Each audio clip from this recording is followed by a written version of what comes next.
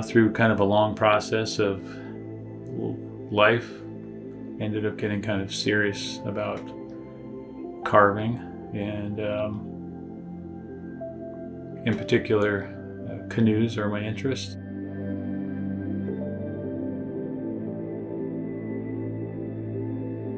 Naturally enough, get a job working in the logging industry, and build a lot of road construction, and I operate sawmills and cut timber. So I got to understand this process over a long period of time, and was able to actually see the changes that occurred, because at some point it really did start to become apparent that, oh my goodness, if this keeps going, we are not going to have, we aren't going to have any of this old growth forest left. Our ancestors, we've been logging here as long as there have been trees in the region, right? Some of our ancestors were here before the trees started sprouting up, and they were certainly here long before the red cedar started sprouting up. And, we have been utilizing the trees and the forest that entire time, right? We are a part of the forest. So we have to kind of get away from the thinking that we're separate. That separate thinking, that's more like would imply that we were visiting.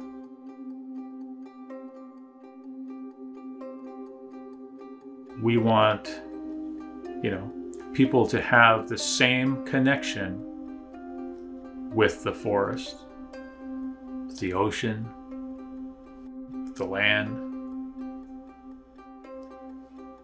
If we don't, we're stealing a piece of the future for selfish reasons. We're not separate from the future. The people that are here later, we are connected to those people. We are responsible for the future. As a people of this region, if we don't have the environment that developed our culture will cease to exist. We're not visitors. We are a part of this environment.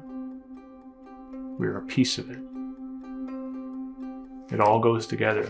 Trees go together. People go together. Fish, birds, air, water. The decision makers in Washington, D.C. grew up in a different environment. There's no way we can expect them to know what's best. They simply don't have the understanding to do the job. They don't have the understanding to make decisions about things that happen here.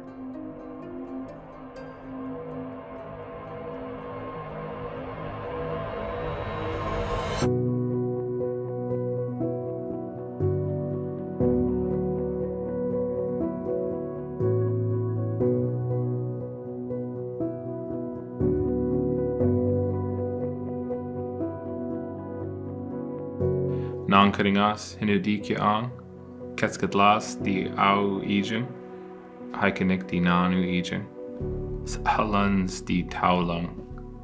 My name is Eric Hamer, and I am from Tongass, Alaska.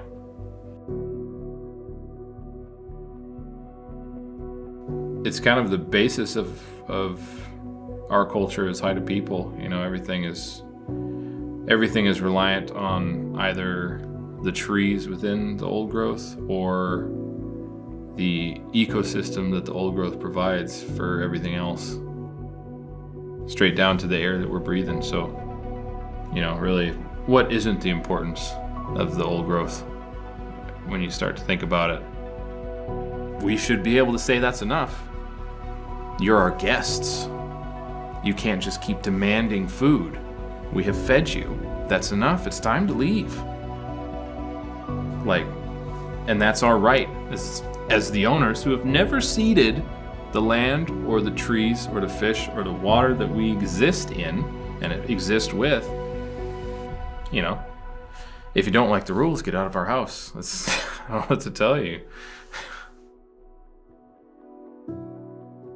We at the very least deserve to utilize the things that we have been growing and protecting for their entire existence. At the very least, should have a say in what happens to those things, and turn them into pretty totem poles. And a continuation of a culture that grew with them. Our culture exists because we grew with the trees, and we're at that point now where our culture exists because of them, and they exist because of us. They're still here because somewhere along the line, when they first showed up, somebody said, we should make sure that our kids have these, that they can do something with this, and that they can enjoy it, or that it can protect them. They can turn it into art, or it can house them, or clothe them, or feed them, or whatever it is.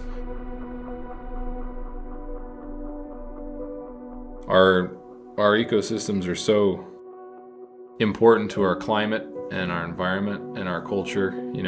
Everything that our people rely on is in nature. The Tongass should have been included in federal protections years ago.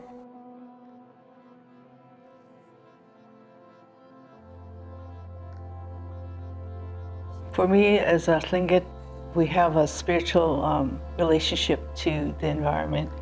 And when I think of an intact forest system, I think of all the animals and all the other beings that need trees to survive.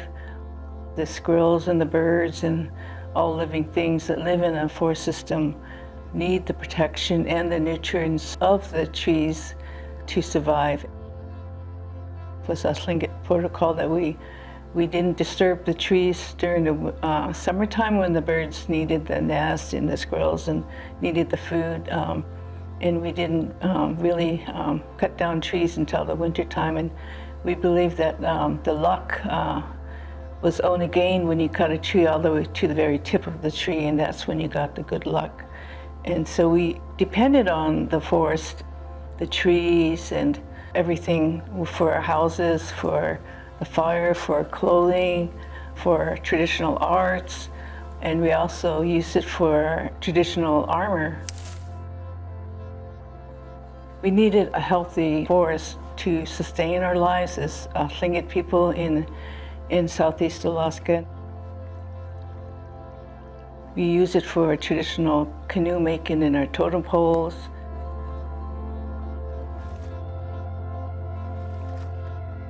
We weave out of the trees the traditional spruce root hats and other cedar bark robes and everything. It's kind of scary to think of losing these trees, which provides almost everything that we use in our culture.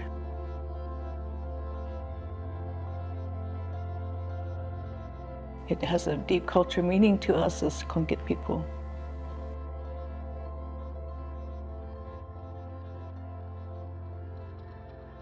Sajiju Hinudikian. My Haida name is Sajiju. My English name is Mike Jones. I am the tribal president in Kusan, Alaska.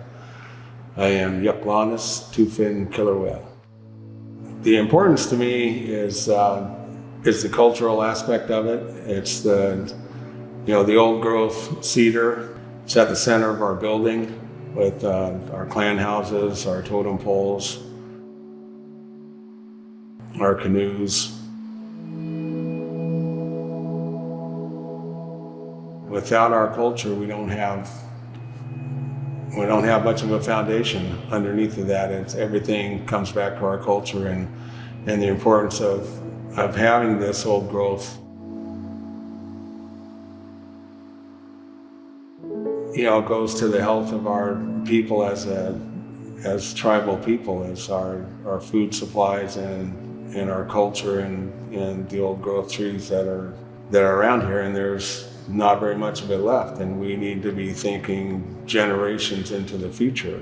When you've lost so much of your people and your leadership, and you're just trying to survive and get by, And you have people that come in, and it just made it very easy for them to write the laws and exclude the Native people and the Native voices, and we're still trying to come back from that. We were taken advantage of, and we're trying to mend those fences, but at the same time, it needs to be recognized that this was an injustice, and our lands and our waters are, they should be in our hands, in our people. The Tongass is our home, and it needs to be protected. You know, there's plenty of other ways and resources to make toilet paper and Amazon boxes. To dip into what little is left of our old growth, I think would be criminal.